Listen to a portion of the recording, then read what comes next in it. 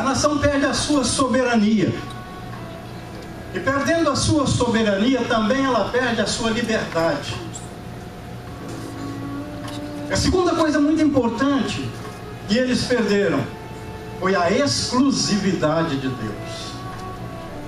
E agora Esdras, ou seja, Crônicas, narra essa história do tempo do povo judeu no exílio. E quando Crônicas encerra essa história, Esdras pega o final dessa história e dá seguimento e dá continuidade no livro de Esdras. E quando eles estavam ali, Esdras pega o final dessa história de Crônicas, dá seguimento aqui, e ele narra que Deus levanta um homem chamado Ciro, e que há 200 anos atrás Isaías havia profetizado sobre o nome desse Ciro, dizendo que Deus o levantaria como um resgatador. Então eu penso que Ciro, ao ler o nome dele ali, que antes que ele ocupasse o trono, o nome dele já estava relatado há 200 anos atrás. Então eu conjecturo que quando Ciro pega as escrituras de Isaías e lê que o nome dele está ali, ele deve ter pensado assim: Deus de Israel vai usar a mim? O Deus de Israel vai usar o meu trono? Mas eu volto a mim, no meu raciocínio, refletindo espiritualmente, eu digo que esse trono não era de Ciro, esse trono era de Deus, e Deus entregou a Ciro para Deus usar Ciro conforme a sua vontade, porque tudo é para Ele, tudo é dele e tudo é por Ele. Aleluia. Nada é de ninguém, tudo é do Senhor Jesus Cristo. Glória a Deus.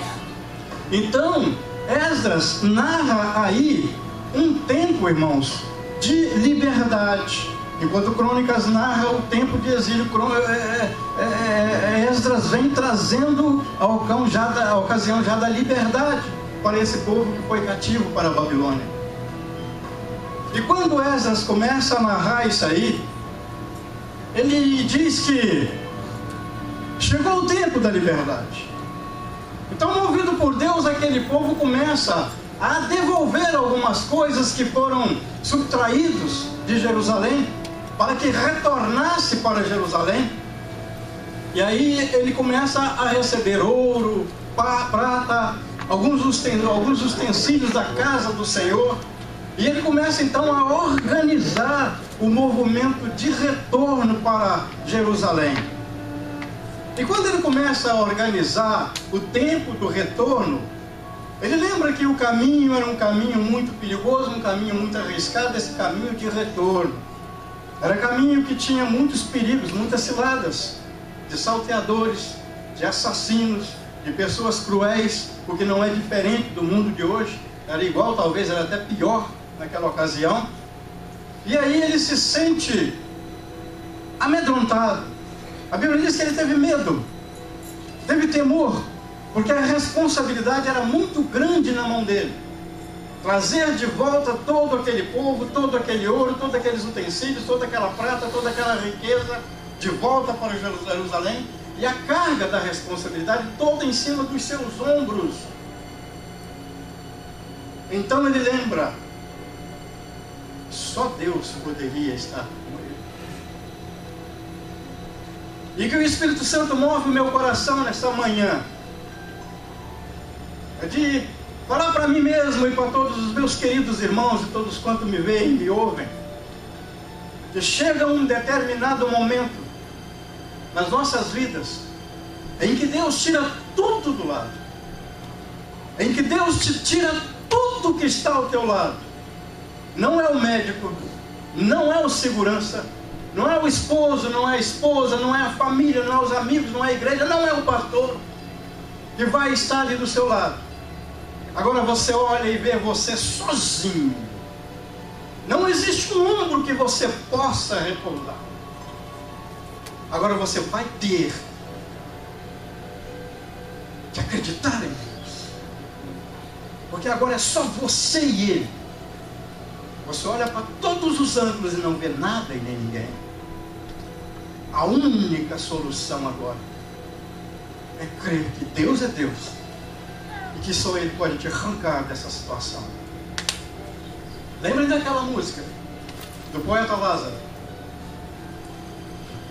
Eu me arranquei nesse barco. Estou longe da terra e longe de todos. É só Deus e eu agora. É você crer ou não crer? É confiar ou não confiar? Você não tem outra opção.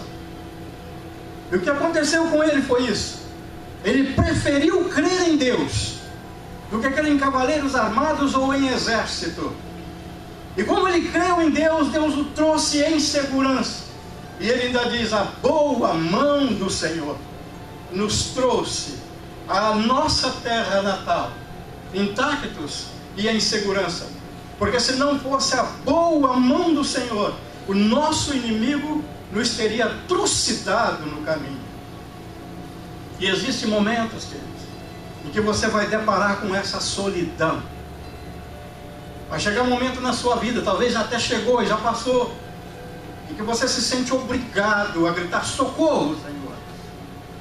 Porque não existe uma viva alma sequer que te enxergue. Porque é a providência de Deus para que você se sinta só, para que você reflita e saiba que existe um Deus que só Ele tem poder para a salvação e para tirar do momento do conflito ao qual a sua força não é capaz. E nesse momento você clama, crê e confia, porque não há outra alternativa. Porque quando não queremos crer pelo bem, o Senhor Jesus, pelo amor imenso que Ele tem, Ele nos leva a essa situação. Mas Deus te leva a essa situação, não é para você se sentir fragilizado, não. É para que você se sinta fortalecido. Porque nós aprendemos com o apóstolo Paulo que quando estou fraco, é aí que eu sou forte. Quando eu estou fraco, eu não posso mais confiar na minha força. A minha força já esvairiu, já esgotou, já se extinguiu. Então eu tenho que confiar em alguém. Mas como eu estou sozinho, não existe ninguém, eu lembro que existe um que lá de cima vê tudo. Então eu sei que Ele está me vendo, e que os teus olhos estão me alcançando, e que eu só tenho Ele para confiar. Então, nessas alturas, o aperto é tão tremendo que os joelhos dobram e a boca fala: socorre-me, Senhor. Mas não quer dizer que Deus te abandonou porque não te ama. É muito pelo contrário, te leva a essa situação pelo imenso amor que tem por você, porque Ele não quer te perder. Veja que situação. Ao invés do homem ter medo de perder a Deus, Deus é que sente dor ao sentir que está perdendo um dos seus. E por Ele ser Deus, Ele sabe, conhece bem as maneiras de te levar a voltar a confiar nele. Existe um ditado que diz: aquele que não vem por amor, por que ele vem?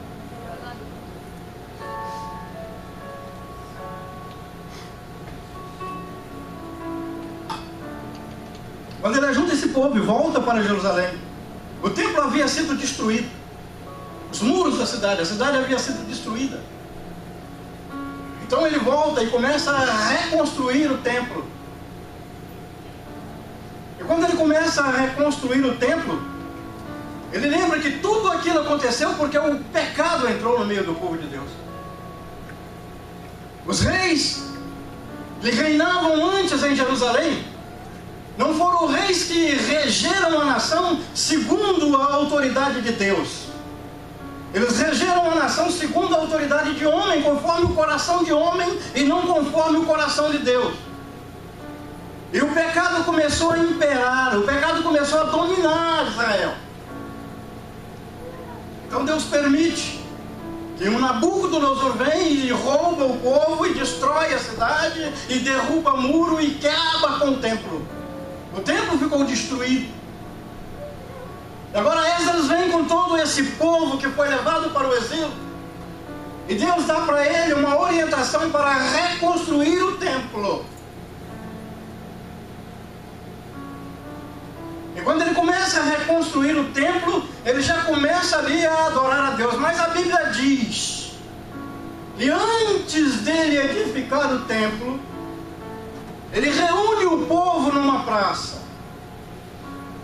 E lembra o povo que aquilo tudo foi destruído por causa da introdução do pecado no meio do povo de Deus. E agora estamos reedificando novamente esse templo, para voltar com o culto, para voltar com a adoração. Mas ele reúne o povo em uma praça. E a Bíblia diz que durante o dia inteiro ele lê a lei de Moisés para esse povo. Durante o dia inteiro, Esdras estava ali lendo a lei de Moisés para aquele povo, para que eles pudessem compreender que existia um mandamento, existia uma ordem, existia uma disciplina que deveria ser seguida porque era a autoridade de Deus. E contra Deus, não se brinca com Deus. Irmãos, vocês conhecem bem quando o homem vai mexer no vespeiro? Ele coloca uma roupa, ele coloca um tapume que cobre o seu corpo, aí então ele vai e movimenta e trabalha com o vespeiro para poder colher o mel. E quando nós entramos na igreja e saímos da igreja e sambamos e pulamos e batemos palma e glorificamos, mas não firmamos um compromisso com Deus, é como se metesse a mão no vespeiro desnudo. É um perigo. Estou na igreja de janeiro a dezembro, entra ano e sai ano, estou movimentando na casa do Senhor. Eu bato palma, eu canto, eu vibro, eu comungo com os irmãos, mas não quero compromisso com Deus. Não meta a mão no vespeiro desnudo. Isso pode te causar um dano tremendo. E Esdras lembra aquele povo. O templo foi destruído, a cidade foi destruída por causa do pecado introduzido. E agora ele começa a construir o templo. E depois que ele constrói o templo e começa a adorar a Deus, ele leva o povo a lembrar o porquê da destruição. Ele lembra também ao povo que o pecado que entrou ali foi uma desobediência tremenda de todos eles, porque havia um decreto de Deus que não casassem com mulheres estrangeiras. E eles casaram com mulheres estrangeiras, pisando no mandamento do Senhor, ignorando a ordem do grande Deus de Israel. Então por isso veio essa ruína no meio desse povo, veio a destruição no meio desse povo. E agora eu quero trazer para nós aqui, o pecado deles era ter casado com mulheres estrangeiras.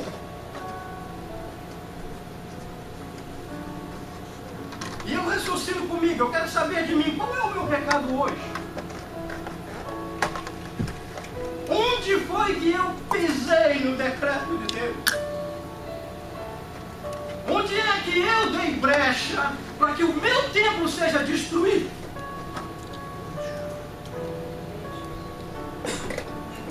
Deus te chamou para um evangelho de poder. Deus te escalou como um dos representantes do céu. Você veste uma túnica que foi confeccionada nos céus. Essa túnica, ela é pura e imaculada.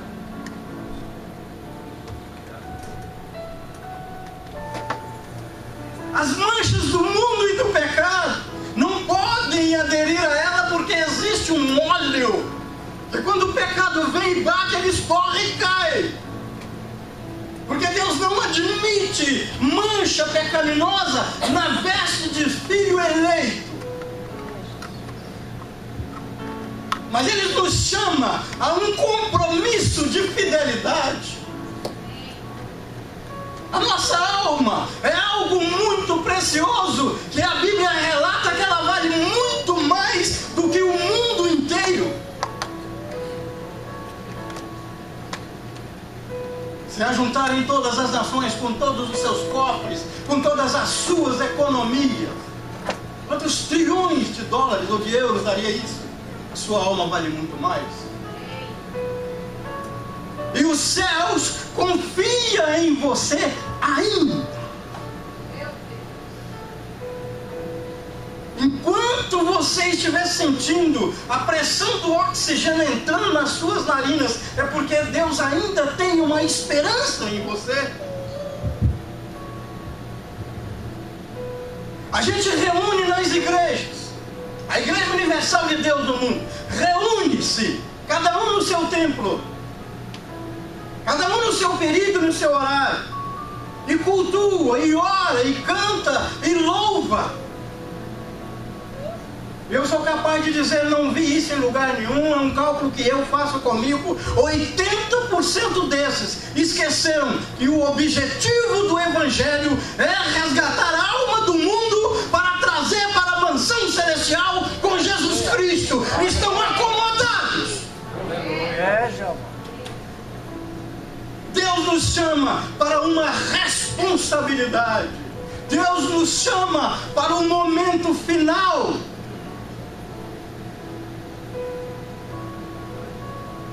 Já se passaram todas as dispensações.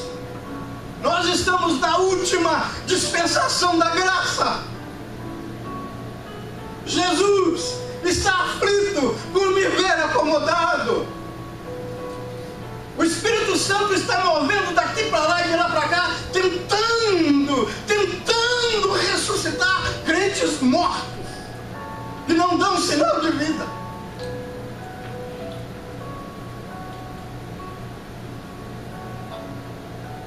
Chegamos em uma época em que a maioria dos crentes, principalmente pentecostais, que eu sou um, só fala de prosperidade, só fala do seu ego próprio, constroem templos mirabolantes, até com paredes de ouro. Para onde vai tudo isso? Para que isso? Se o próprio Jesus, ele reunia em tenda, embaixo de árvores, sentado no chão. Mas esquecem que o verdadeiro objetivo do Evangelho é um serviço sadio e 100% espiritual, para que o mundo não venha perecer no dia da tragédia final. Haverá uma grande tragédia. Ela está anunciada desde o princípio. Haverá uma maldição que vai descer sobre esse mundo, e nem todos que estão dentro da igreja estarão livres dela, porque estão negligentes do caminho. Sabe por que Jesus está trazendo essa palavra hoje? Vamos ver uma coisa aqui na minha cabeça, uma coisa doida aqui agora. Os brasileiros vão entender muito bem, principalmente quem gosta de futebol. Vamos comparar Jesus ao Filipão na seleção brasileira. Ele convoca os seus jogadores, e quando ele convoca aquele elenco, é porque ele sabe que são os melhores, em quem ele pode confiar, porque senão não levaria para uma disputa mundial. Jesus Cristo te convocou porque confia em você para uma disputa mundial contra o inferno. É o nosso adversário, é quem vai jogar contra nós. Mas existem muitos que estão como Fred, um cone parado dentro do hall de luta.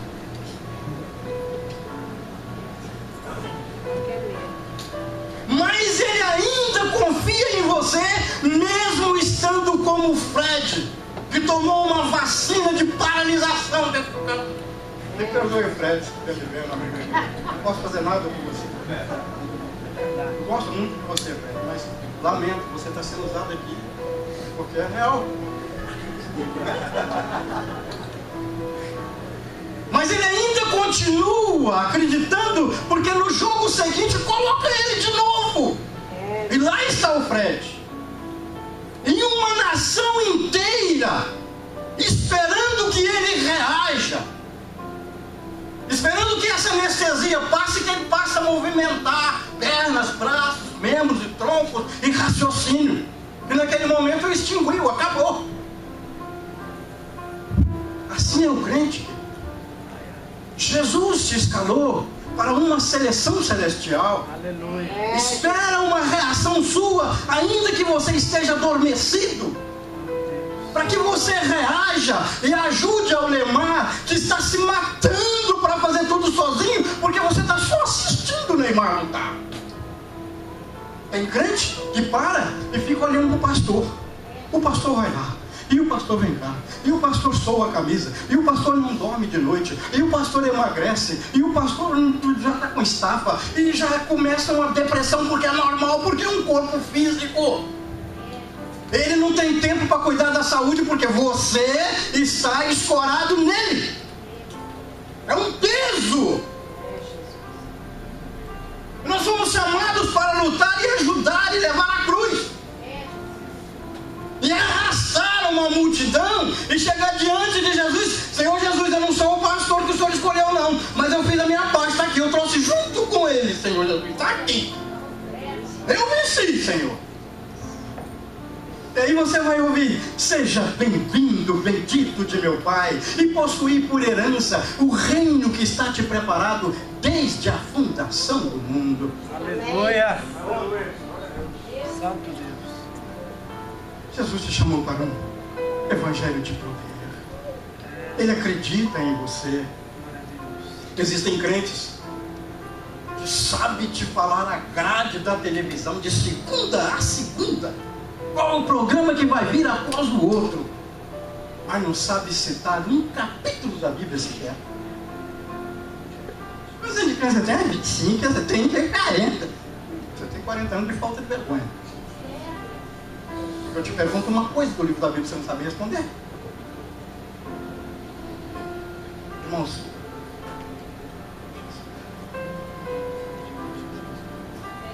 mas Esdras, ele reúne esse povo, traz de volta, reconstrói o templo, chama esse povo na responsabilidade, e esse povo faz um voto de restaurar o templo. O templo naquela época, meus irmãos, era um templo que você podia ver, né? Na entrada ali tinha mesas, tinha um candelabro, no Santo dos Santos tinha lá ali a arca, que era a presença de Deus, e todo mundo conhece o tabernáculo. Mas esse templo hoje, meu querido, sou eu e é você. Esse templo hoje sou eu e é você. E eu te faço uma pergunta agora. Analise-se você mesmo. Como está o seu templo? Está digno para uma presença de Deus ali na arca, dentro de você? Se o Senhor Jesus aparecer naquela porta agora, não estou falando de arrebatamento, estou falando de presença física. Ele chegou, entrou, parou aqui, e ele é muito educado. Ele vai dizer: você me dá licença, pastor Cássio? Eu vou fazer uma perguntinha para a igreja. E ele é Jesus, ele é Deus. Ele conhece o que está em cada pensamento, o que está em cada coração. Aí então ele vai fazer uma pergunta assim: quem está no prumo e no nível da minha palavra, levanta o dedo que eu quero ver. Sabe o que é que Jesus vai estar fazendo? Vai estar levando você mesmo a fazer o seu próprio julgamento da sua situação.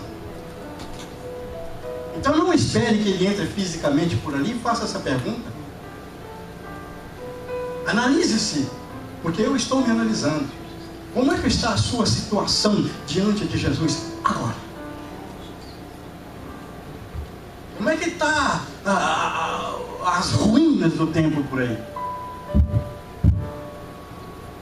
Mas Deus hoje está nos trazendo essa palavra para que nós possamos refletir a nossa situação, reconstruir o nosso templo, para que o verdadeiro avivamento do Evangelho possa chegar dentro de mim, dentro de você, e assim a igreja será uma igreja avivada, e os milagres voltarão a acontecer, e o mundo vai ver, e quer ver de perto, e vai chegar, vai deparar com a unção do Espírito e com a presença de Jesus, e não vai resistir. Eu quero esse Jesus para a minha vida. Aleluia.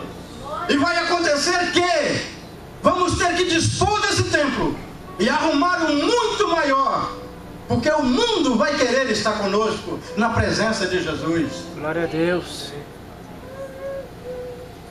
O Senhor trouxe essa palavra nessa manhã para que eu possa refletir a minha vida e para que nós possamos refletir a nossa vida. E no finalzinho aqui da leitura, ele diz: e o Senhor ouviu a nossa oração e Ele nos respondeu. Qual é a nossa oração nessa manhã? Espero que você possa refletir na sua vida. O que foi que o Senhor Jesus ministrou nessas palavras? Eu vou parar por aqui, apesar de que existe muita coisa aqui anotada. Mas o Espírito Santo me diz: para por aí. Porque já basta, já compreenderam. Já entenderam que precisa ter comunhão. Por que muitas das vezes o crente precisa do primeiro, do segundo e do terceiro?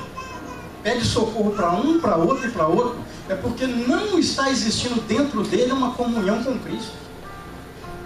Porque a partir do momento que ele tem a comunhão com Cristo, ele mesmo enjoelha e ora e a coisa acontece. Porque ele está em comunhão.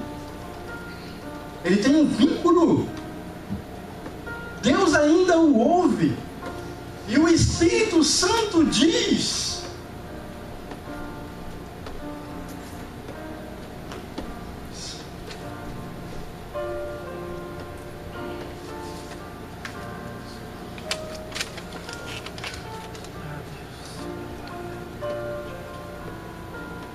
que aquele que tem ouvido para ouvir, ouça o que o Espírito diz às igrejas.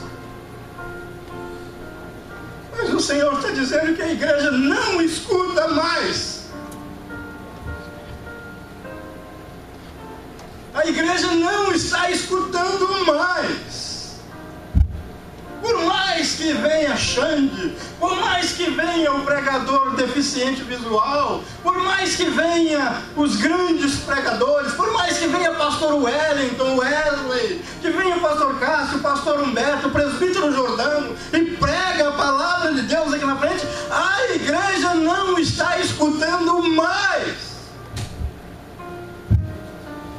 A Bíblia está falando em vão. Porque o nosso coração não está sendo movido para dar ouvido à palavra de Deus.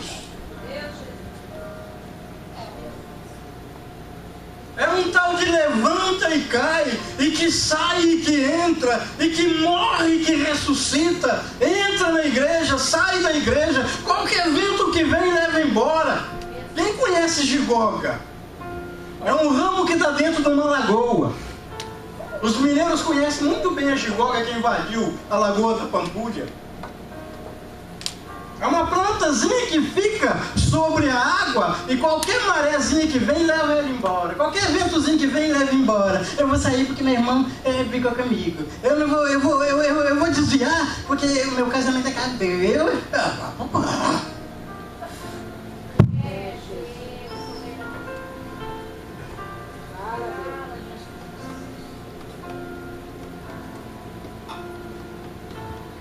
Aquele que tem raiz, e a sua raiz é Jesus Cristo, pode vir o tsunami que virá. Pode vir o mais forte tsunami que arrasa cidades e estados inteiros. Ele permanece de pé porque ele está firme na rocha.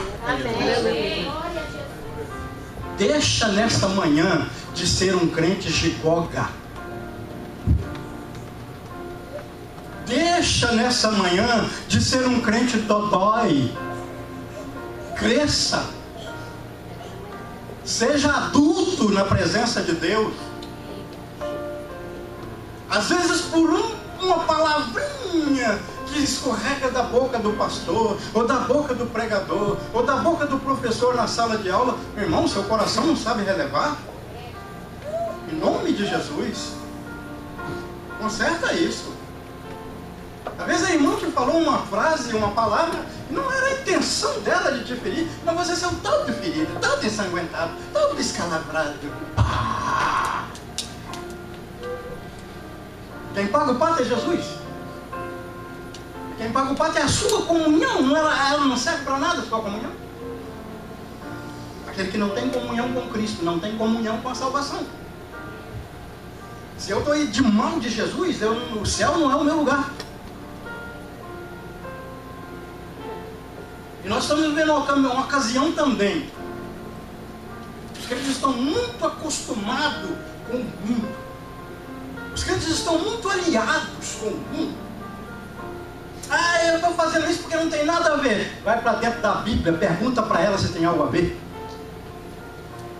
Estamos ouvindo muito opinião de televisão. Estamos ouvindo muito opinião de homossexuais, dando conselho na televisão. Que conselho essa raça tem para dar? Retorne à Bíblia Sagrada. Vá ouvir o conselho do seu pastor e dos seus líderes espirituais. Televisão não tem conselho para te dar. Internet não tem conselho para te dar. Ou você não crê mais no líder que Deus te deu? Não existe mais confiança no líder que Deus te deu? É uma palavra dura que vai sair aqui agora. Se você não tem competência para vestir a camisa da seleção, o que você está fazendo nela? Fala para o seu técnico: eu não tenho competência para vestir essa camisa. Mas eu não vou entrar nessa seleção para atrapalhar os 11 que vão jogar. Porque se eu entrar, é para ajudar, é para meter bola na rede, não é para defender e fazer gol contra. O Espírito Santo está falando hoje. Se você não crê, é um problema seu com Ele.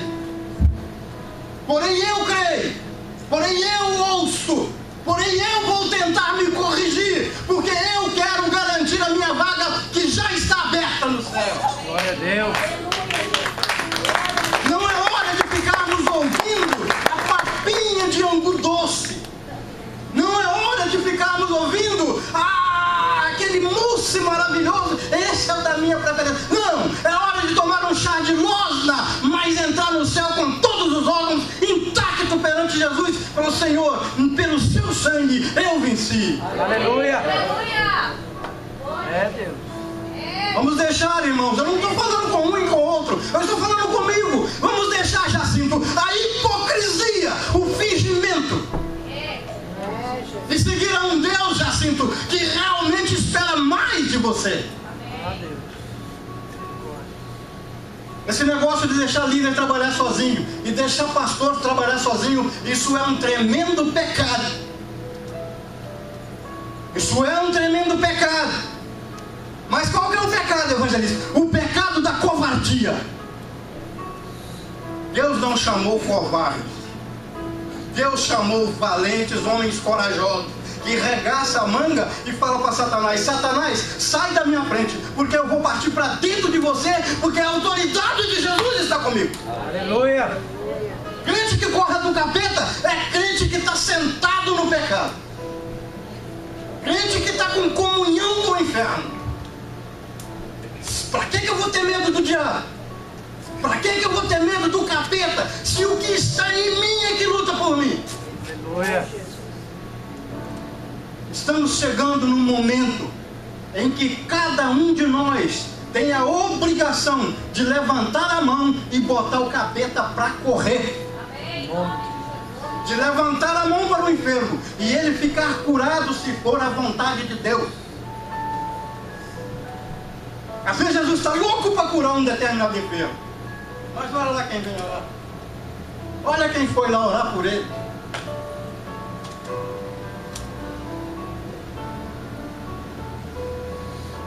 Mas Esdras, ele levanta-se e ora e retira o pecado do meio do povo, e todos eles fazem um pacto com Esdras de dispensarem essas mulheres estrangeiras das suas vidas, para retornar à comunhão com Deus, para que Deus possa deixar que o templo seja reconstruído e que o culto seja genuíno. E aí a adoração retorna, aí a adoração volta, Aí a comunhão com Deus é restaurada, porque o templo se restaurou e agora ele está sarado, não está mais contaminado. Nessa manhã de domingo maravilhosa, o Senhor está nos dando uma oportunidade de reconstrução e restauração. Porque o Senhor ainda chora pela tua alma, chora pela tua vida. E o Senhor Deus, quando Ele te olha, Ele sempre vê você no trono do salvo. Ele nunca te vê você atirado no inferno. Porque o desejo do coração de Deus é que nenhum só dos homens se perca na face dessa terra. O objetivo do Espírito Santo nessa manhã é nos trazer à mente a comunhão com Cristo, restaurar o nosso templo e estar de pé no prumo e no nível diante de Deus. Se você entendeu nessa manhã que o Senhor Deus está te dando uma oportunidade de restauração, coloque todos de pé em nome de Jesus. E se você entendeu que o Espírito Santo de Deus está gemendo e chorando, porque está vendo você escorregar lentamente para o lado do abismo, mas Ele está te avisando para que você retorne para cerca do Senhor Jesus. E você compreende que você precisa de restaurar o templo, que é você e que sou eu. Aí mesmo, aonde você está, seja corajoso, seja honesto com Deus e levanta a sua mão, que eu vou orar por você. Nós temos ali um irmão corajoso, uma irmã corajosa, outro irmão corajoso, outro irmão corajoso. Eu também levanto a minha, porque eu preciso de restaurar o meu templo. E todos vocês que levantaram as suas mãos aí onde você está, eu como ministro do Senhor, na autoridade que Deus me dá nessa manhã, eu digo a você, seja abençoado, e que o Senhor Deus te dê força para você restaurar o seu templo e voltar ao culto genuíno e à adoração com Deus, para que Deus venha te usar na presença de Deus, e que você seja o espelho de Jesus na presença do ímpio, que está esperando uma atitude sua para ele converter e ser mais um entre os salvos. Deus te abençoe, Deus te abençoe, Deus te abençoe, Deus te abençoe, Deus te abençoe, Deus te abençoe, Deus abençoe você, que Deus te abençoe grandemente, minha irmãzinha.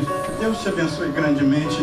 Deus abençoe você grandemente, minha irmã. Deus abençoe você grandemente. Deus te abençoe, Deus te abençoe. Deus está vendo as suas lágrimas. Deus te abençoe. Deus está vendo o seu coração sincero e honesto diante de Deus. Vamos retornar ao primeiro amor. Vamos amar a Jesus Cristo com amor verdadeiro, assim como Ele nos ama. E eu quero dizer para todos vocês que o Senhor Jesus nessa manhã está derramando uma gota do teu sangue na cabeça de cada um de vocês, e que Ele vai se incumbir de te dar força para que você restaure o seu templo e que o culto volte a ser um culto genuíno para o Senhor Deus. Aplaudem ao Senhor. Eu amo vocês.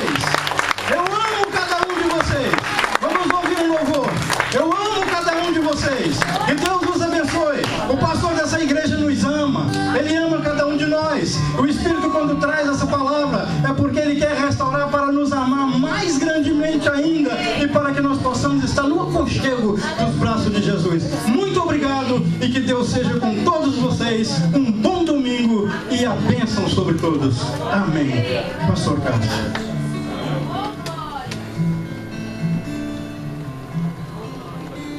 Cumprimento a amada igreja com a paz do Senhor, amém? Enquanto o louvor pode estar cantando, o Pedro, o louvor pode estar cantando, gostaria que você colocasse a mão no seu coração. Iremos orar nessa manhã. Iremos falar com Deus essa manhã, iremos colocar a nossa vida diante do altar do Senhor. E saber que quando nós chegamos lá, o que nós apresentaremos diante do Senhor. Mas não você chegando no tribunal de Deus com as mãos vazias e dizer, Senhor, eu cheguei com minhas mãos vazias.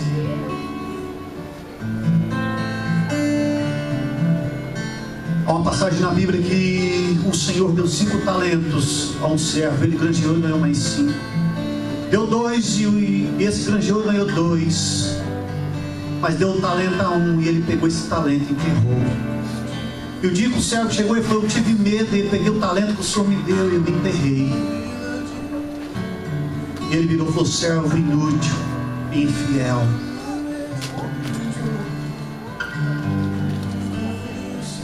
Não enterra o talento que Deus te deu. Coloque a mão na massa. O reino do Senhor está precisando de você. O reino do Senhor precisa de você. Senhor Jesus, primeiramente eu coloco a minha vida diante do teu altar, porque essa palavra foi para mim. Essa palavra foi para o meu coração. Senhor, às vezes nós olhamos para a direita, olhamos para a esquerda, olhamos para trás, e a tua palavra diz que ele coloca a mão no arado e olha para trás, não é digno de mim, não é digno do meu reino. Senhor, eu coloco diante do teu altar cada vida que nessa manhã que aqui entrou. Senhor, eu tenho orado, eu tenho pedido ao Senhor mesmo que o Senhor venha mudar a nossa mente, a nossa forma de ser. Senhor, eu tenho orado e tenho pedido que o Senhor venha chacoalhar as nossas estruturas, que o Senhor venha dar uma balançada na igreja, porque o tempo da colheita está chegando. Os frutos já estão amadurecendo e muitas vezes nós ficamos calados e ficamos quietos e não falamos. Se o Senhor tem mostrado, o Senhor tem feito prodígios e sinais no nosso meio, nós temos visto, Senhor. Senhor, eu coloco cada vida que aqui entrou. Senhor, trabalha mesmo no nosso coração, que nós saímos daqui dessa manhã mais renovado e transformado pela tua palavra, pelo teu querer, Senhor, e saber que não sou eu, mas é o Senhor que vive em mim. Apresento cada um, Senhor, cada um, trabalhe de uma forma especial, trabalhe, Senhor, de uma forma especial. Nós te agradecemos, nós te louvamos no nome de Jesus. Amém, amém. Dá uma salva de palmas, pode tomar o seu assento, porque Deus é bom. Deus é bom, missionária.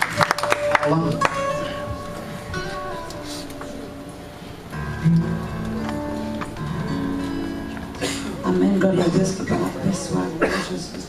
Queremos agora, nesse momento tão especial, conhecer nossos visitantes que nos visitam hoje.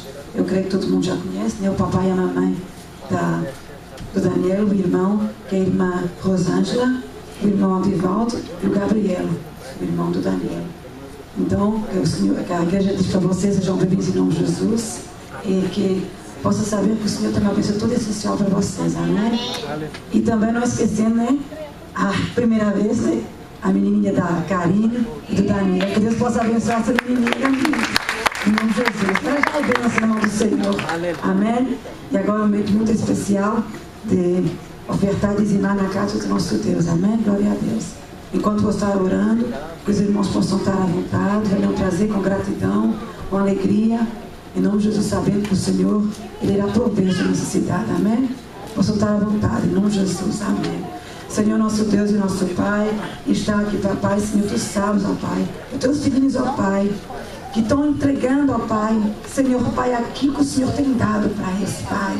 Senhor, Pai, obrigada, Pai, por cada dizimista, por cada ofertante, papai, ó Espírito Santo, Senhor, Pai, abençoa, Pai, suas dispensas, papai, abençoa os seus trabalhos, patrão, Pai, empregado, Senhor, a saúde, ó Pai, Senhor, Pai, a família lá, a família aqui, a família, Senhor, onde quer que esteja, ó Pai, ó Pai, dá saúde, ó Pai, teus filhos, ó Pai, nunca deixa, ó Pai, Senhor, Pai, teus filhos, ó Pai, desamparados, ó Pai, abre porta de trabalho, papai, para aqueles que necessitam, papai, aumente salário, papai, tu és o Deus da providência, papai, ó Senhor, Pai, eu te entrego, ó Pai, cada, Senhor, Pai, filhinho teu que ofertou, que dizimou, Pai, Senhor, vai, Senhor, entrando com providência, papai, Senhor, tu és o Deus da providência, papai, te entrego agora, papai, que vai fazer, Senhor, Pai, usa, ó Pai, dessa oferta, Senhor, dizimo, ó Pai, que vai estar aqui contando, ó Pai, Senhor, também, abençoa, papai, a vida, Senhor, dos teus filhos, ó Pai, que estão aqui, Senhor, Pai,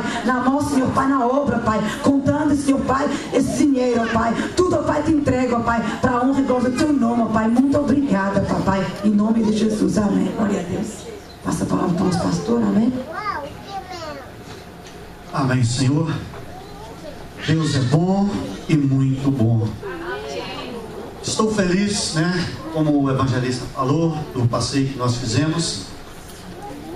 Feliz, né, por estar aqui nessa manhã maravilhosa, mas muito mais feliz em vê-los e felicíssimos porque hoje nós temos a primeira visitante na casa do Senhor. Eu convido aqui Daniel, Karine e a Raquel. Aleluia. Nós vamos estar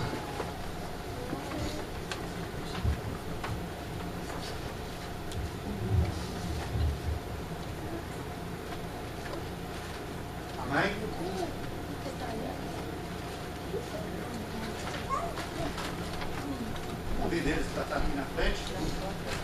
Nós estamos felizes porque vamos estar apresentando a Raquel hoje